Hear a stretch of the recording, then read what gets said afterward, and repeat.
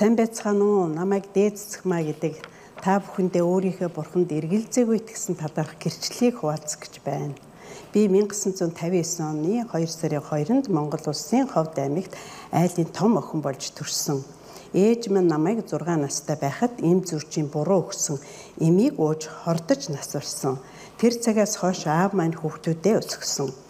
1981 онд Улаанбаатар төрж нөхөртөөгөө танилцж гэр бүл болоод нэг охин, нэг хүүтэй болсон.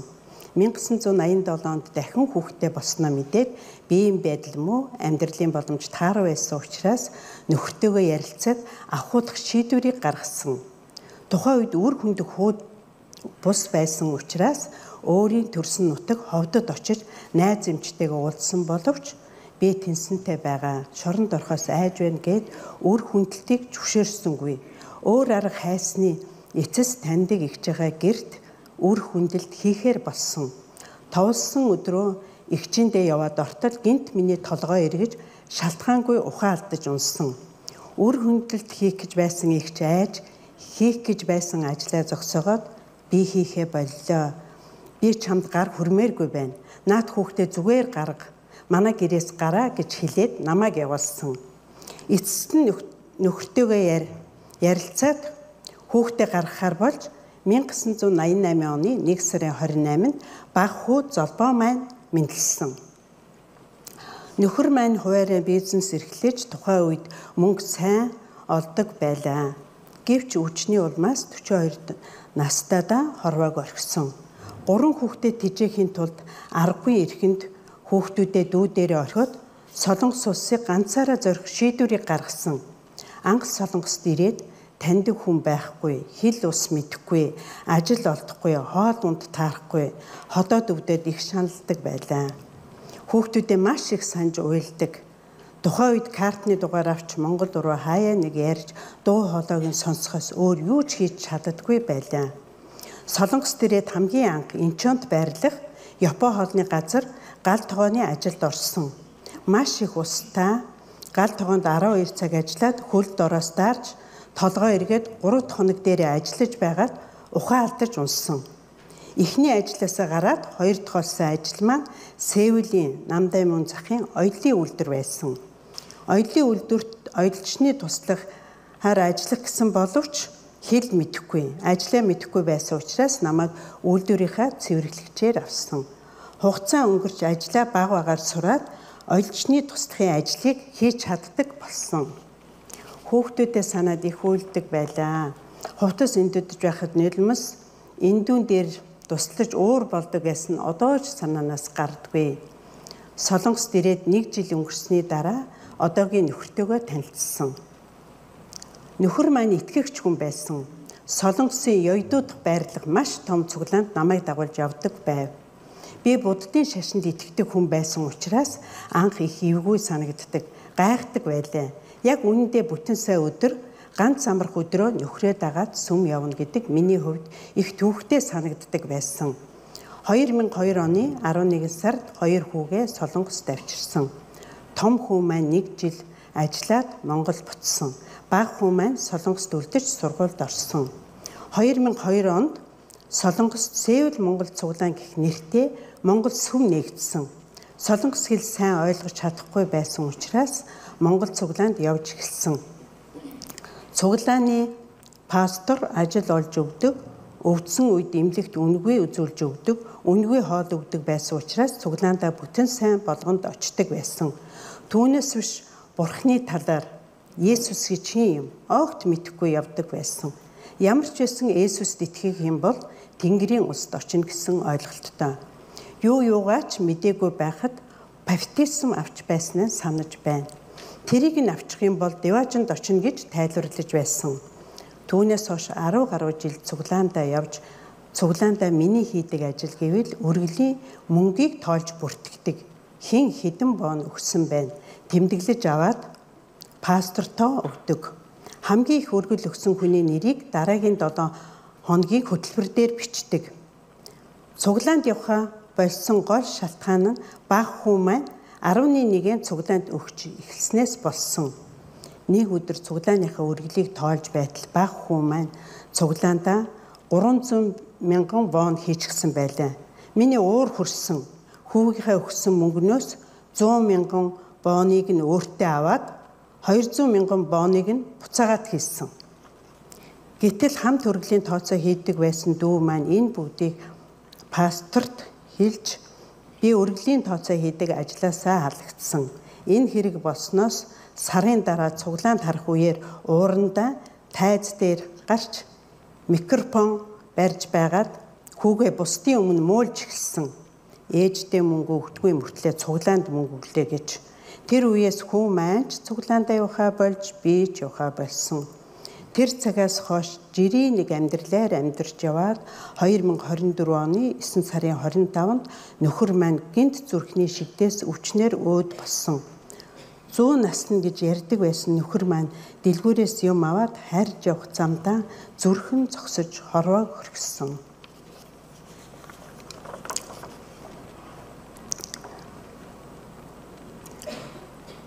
29 жилийн турш хайсан.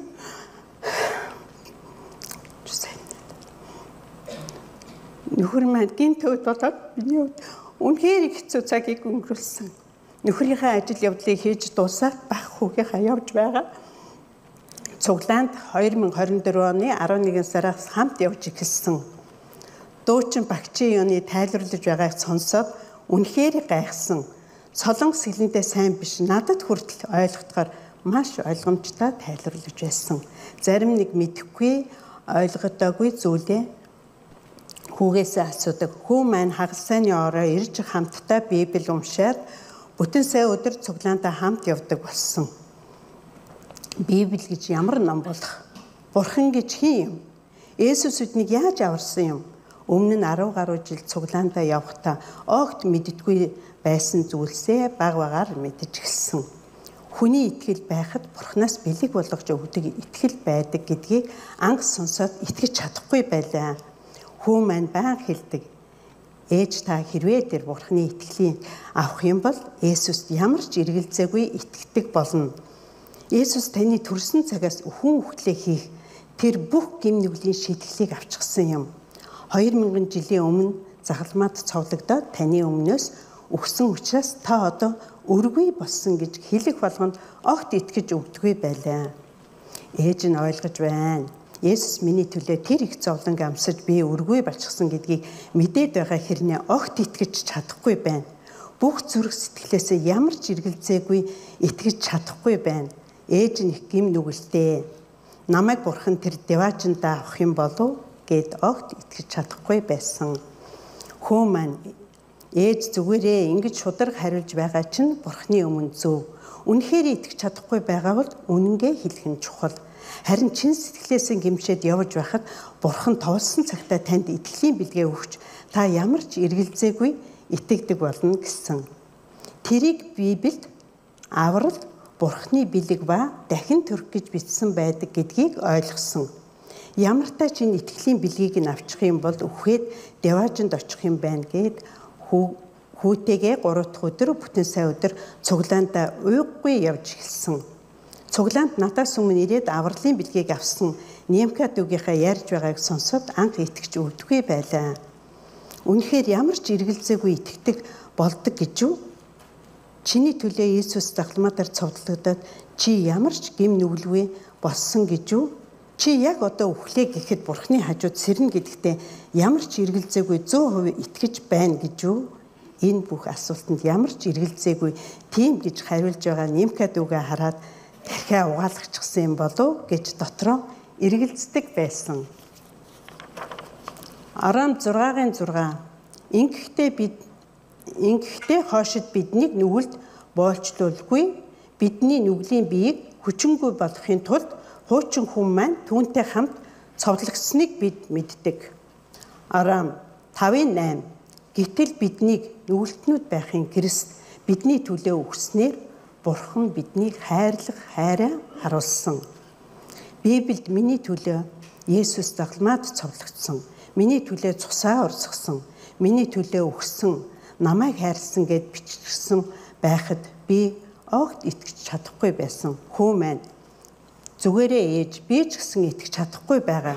Гэхдээ Бурхан чин сэтгэлээсээ гэмшсэн хүнд энэ бэлгээ өөрийн товлсон цагтаа заавал өгнө. Тиймээс зөв сонголтоо хийгээд нэг алхам Бурхан руу алхах сонголтыг бид өөрсдөө хийх хэрэгтэй гэж хэлж байлаа. Иохан 6:37 эцгийн надад өгдөг бүхэн над руу ирнэ. Над руу ирэгчийг би огтхойж гаргахгүй. Цуглаанд илтгэл тавьж байгаа хүмүүсийг хараад ямар ч байсан ийм бэлэг гэж юм байгаад байх шиг байна гэж бодоод хүүгээ дагаад цуглаандаа явсаар л байлаа. Библийг мэдэх тусам Бурхны хайр ямар агуу юм бэ гэдгийг баг багаар ойлгож өглөө өдөр орон метронд явхдаа байнга залбирдаг боллоо. Бурхан минь намайг уучлаач. Би чин сэтгэлээсээ гэмшиж байна. Би маш их нүгэлтэй хүн. Ийм их нүгэлтэй хүнийг өдий хүртэл амьд явуулж байгаад баярлалаа. Би танд итгэмээр байна. Гэхдээ итгэж чадахгүй байна. Миний нүгэл уучлагдсан гэдэгт итгэж чадахгүй байна. Та надад өгдөг итгэлийн бэлэг гэж байдаг бол тэрийг надад өгөөч. Марк 9:24 хүүгийн эцэг. Би итгэж байна. Итгэлгүй байгаад минь туслаач хэмээн чардав. 2025 оны 3 сарын 4-ний өглөө 9 цагийн үед шургуулнаас копи авах гэж санал дээр гарч байгаад унж ухаан алдсан. Охин минь хажууд ирээд ээж гэж дуудаж байхыг сонсоод ухаан орсон. Тэр хооронд баг хүн маань түргэн дуудсан байлаа. Хэрвээ тэр өдөр унахдаа ширээ мөргөд унсан бол би үхэж болох байсан. Бурхан надад сануулга өгч байгаа юм шиг санагдсан. Хүүхдүүдтэйгээ байнга хэрэлдэж, муудалцаж, гомдоож, өөрийгөө өмөрдөг байсан болохоор Бурхан намайг шийтгсэн байх. Тэр өдөржингөө маш их юм бодож хэвтсэн. Хэрвээ би унаад өгсөн бол хаан сэрх байсан бол хүн үхэх гэдэг нүд ирэмхийн зурал болдог юм байна. Өөрийн ирэхгүй Бурханаас айх сэтгэл төрсөн. Маргааш нь 3 дахь өдрийн цуглаандаа очиод чин сэтгэлээсээ гэмшиж залбирсан. 3 сарын 8-нд хагасаа өдөр манай цуглаанаас хийсэн Библийн семинарыг онлайнаар охинтойгоо хүүтэйгээ хамт үзлээ. Охин маань солонгос хэл мэдэхгүй учраас хүү маань шууд орчуулж өгч байлаа. Бид гурав орон 8 цаг хүртэл нөхөрлөж Библийн талаар ярилцлаа. Хүү маань ярьж дуусаад охин битээрээс асуусан. Та хоёр тэр итгэлийн бэлгийг нь авсангүй юу? Бид хоёр итгэж чадахгүй байна гэдгээ үннээр нь хэллээ. Тэгсэн баг хүү маань ээж ах эгч бид дөрвийн хэн төрүүлж энэ бэлгийг авах бол гэж асуусан. Охин маань ээж хүүхд шиг болохоор хамгийн төрүүлж авах байх гэж хариулсан. Маргааш нь 3 сарын 9-нд бүтэн сайдар өдрийн өглөө хүүтэйгээ босоод хамт цуглаандаа явлаа.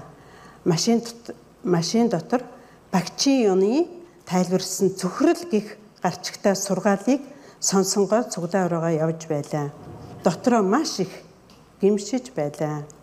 Насан туршдаа өөрийгөө буруудахгүй, өмөрдөг, бардам зантаа, хиндэж бууж өгдөггүй, шязруу, хүний дор орохыг хүсдэггүй.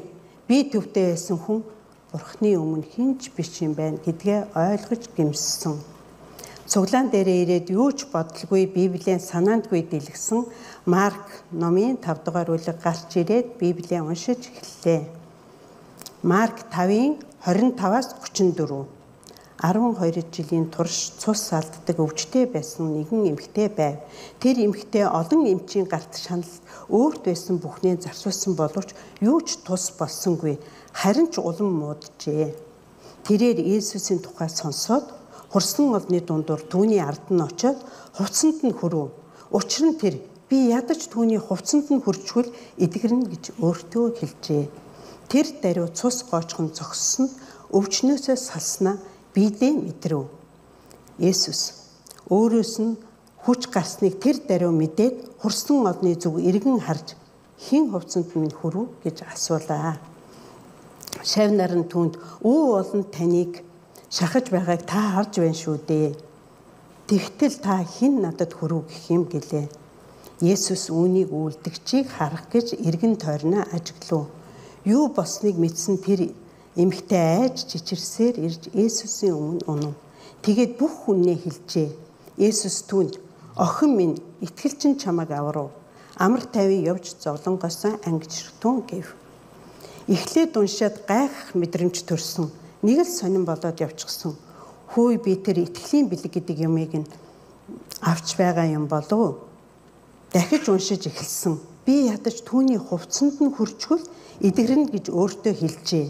Тэр даруй цус гоочхон зогсоод өвчнөөсөө салснаа бидээ мэдрэв. Би Есүст итгэж байгаа нь миний бид шууд мэдрэгдсэн. Намайг уучлсан гэдэг нь ямар ч эргэлзээгүй болсон байлаа. Есүс түнд охин минь итгэлчин чамайг аврав. Амар тайван явж зовлонгоос ангижрхтун. Би энэ ишлэлд итгэж байлаа. Шууд л нэлмс гарч эхэлсэн. Хажууд суугаа хүүдээ хамгийн анх хэллээ. Золбоо ээж нь итгэжглээ. Хүү маань гайхаж хамтдаа Марк номын 5 дугаар бүлгийг уншиж үзлээ. Үнэхээр гайхалтай байлаа. Есүс миний бүх нүглийг уучлсан гэдэг нь шууд зүрх сэтгэлд минь бууссан. Итгэх гээд чаддаггүй байсан. Эсвэргээрээ итгэхгүй байя гээд чадахгүй болсон байлаа. Удахгүй цуглаан эхлэж багчийн урд Библийн хичээлээ орж эхэлсэн. Миний нулимс гарсаар л байлаа. Үгээр илэрхийлэхийн аргагүй гайхалтай тайвшралыг Бурхан надад бэлэг болгож өгсөн байлаа.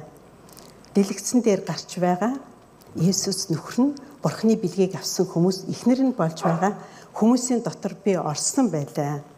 Өмнө нь олон удаа харахад тэр дотор өөрийгөө байна гэж итгэж чаддаггүй байсан. Тэр өдөр өөрийгөө орсон байгааг ямар ч эргэлзээгүй итгэж байгаадаа Бурханд талархаж хичээл дуустал уйлсаар байлаа. Хичээл дуусах үед цуглааны маань хүмүүс ирж баяр хүргэж намайг тэрвэрх үед өөрөө ирэхгүй талархах сэтгэл төрсөн. Бурхан гарцаагүй байдаг юм байна. Би өхөд шууд Тэнгэрийн улсад очих юм байна. Нөхөрлийн цагаар үнэхээр ямар ч эргэлзээгүй итгэж байна уу? Библийн ишлүүдийг уншиж шалгаж үзлээ.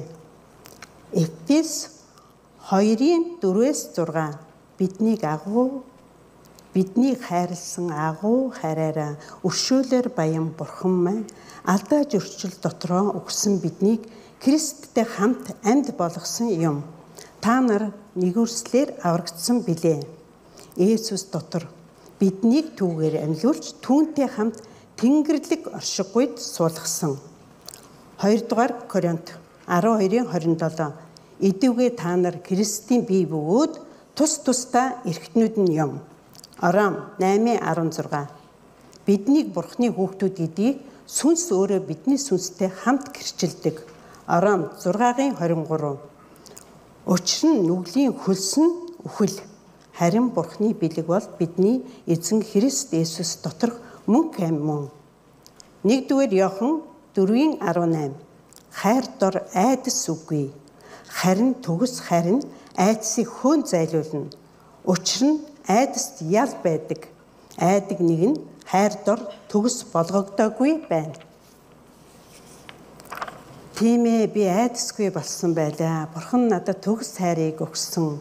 Яахан 3:16 Бурхан ертөнцийг үнэхээр хайрласандаа цорын ганц хүүгээ өгсөн тул хүүд итгэдэг бүхэн мөхгүй. Харин мөнх амьтаа байх болно. Энэ бүх ишлүүд миний тухай ярьсан байсан. Би мөнх амьтаа болсон гэдэгтээ эргэлзээгүй итгэж байлаа. Өмнө нь үхээд хаашаа явахаа мэддэггүй байсан бол Бурханы бэлгийг аваад хаашаа явахаа маш тодорхой мэддэг болсон. Яг л гэрийнхээ хаягийг мэддэгтэй адил үхээд Тэнгэрийн улсад очино гэдэгтээ эргэлзээгүй 100% итгэж байлаа. 1-р Коринт 5:21 Нүглийг үл мэдэгч түүнийг бидний төлөө тэрээр нүгэл болгосны учир түүний дотор бид Бурханы зөвхт байдал болох юм.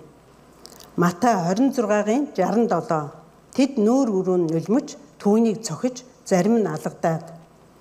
Иохан 19:1-3 Тэгээд Пилат Есүсийг аваачиж ташуурдуулав.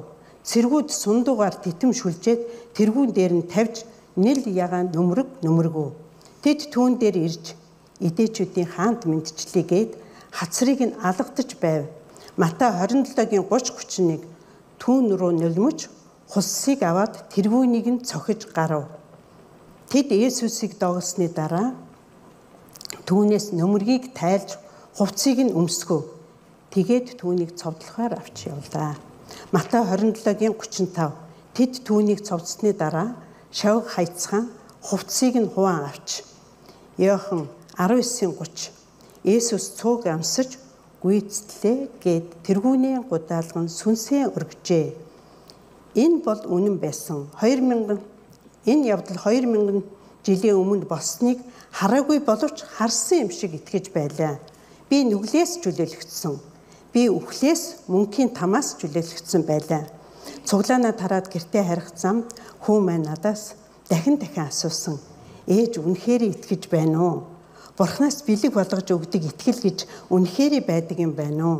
Та өхөөд шууд деважинд очино гэдэгтээ ямар ч эргэлзээгүй итгэж байна уу? Тийм ээ миний хүү. Ийм итгэл үнэхээр байдаг юм байна. Бурхан гарцаагүй байна. Миний хүүхдүүд энэ итгэлийн бэлгийг заавал аваарай.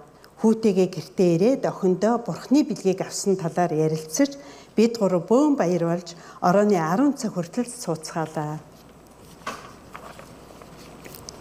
Хүү маань гэртээ харихаасаа өмнө намайг дэврээд ээж баяр хүргэе гэж хэлээд гарч явлаа. Исая 55:8-9. Миний бодол санаа та нарын бодол санаа шиг биш. Миний замч та нарын замаас өөр гэж эзэн айлдаж байна. Тэнгэр нь газраас өндөр байдаг шиг зам минь та нарын замаас, бодол минь та нарын бодлоос өндөр билээ. Бурхан миний үгүй хийх гэж байсан хүүхдээр дамжуулж намайг аварсан. Цэцэг маа наад хүүхдийг чинь би төрүүлнэ. Наад хүүхдээр чинь дамжуулж би өөрийгөө чамд таниулна. Чиний хүүхдээр дамжуулж би чамайг аврах болно. Дуулал 111:2. Эзний үйлс агуу. Тэдгээрт баярлагчид тэднийг судалдаг. Дуулал 92:5. Өө эзэн, таны үйлс хичнээн агуу вэ.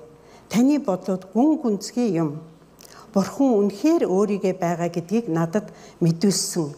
Итгэлийн бэлгийг авахаас өмнө эргэлздэг байсан бол одоо миний сэтгэлд нэг хувийн ч эргэлзээ байхгүй болсон. Иохан 8:32. Тэгээд та нар үннийг ойлгож, үнэн та нарыг чөлөөлнө гэв. Би үннийг олж бичсэн. Энэ эрх чөлөө гэж юу вэ гэдгийг биеэр мэдэрч байна. Энэ эрх чөлөө гарцаагүй байдаг юм байна.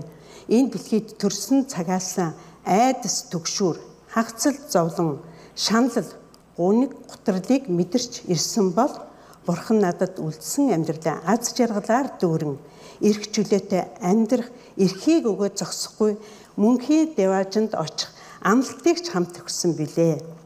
Илчлэл 21:4. Тэр тэдний нүднээс нэлмс бүрийг нь арчина. Тэнд цаашид үхэл гэж байхгүй. Гашуудах, уйлах, өвдөх гэж үгүй болно. Учир нь анхны юмс өнгөрөн оджээ. Үхээд хаашаа явахаа ямар ч эргэлзээгүй мэддэг болно гэдэг энэ бол эрх чөлөө.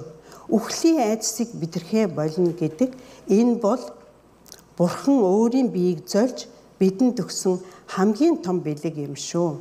Энэ бэлгийг та бүхэн заавал аваарай. Миний төлөө сэтгэл гаргаж залбирдаг байсан 1-р багийн гишүүд болон Д багийн гишүүдтэй чин сэтгэлээсээ баярлалаа. Цуглааныхаа бүх гишүүд багчийн юмд талархаж байгаагаа илэрхийлмээр байна. Эцэст нь нүгэлтээ намайг өөрийн охин болгож авсан Бурхандаа үнэхээр их баярлалаа. Анхаарлаа хандуулж гэрчлэлийг минь сонссон та бүхэндээ маш их баярлалаа.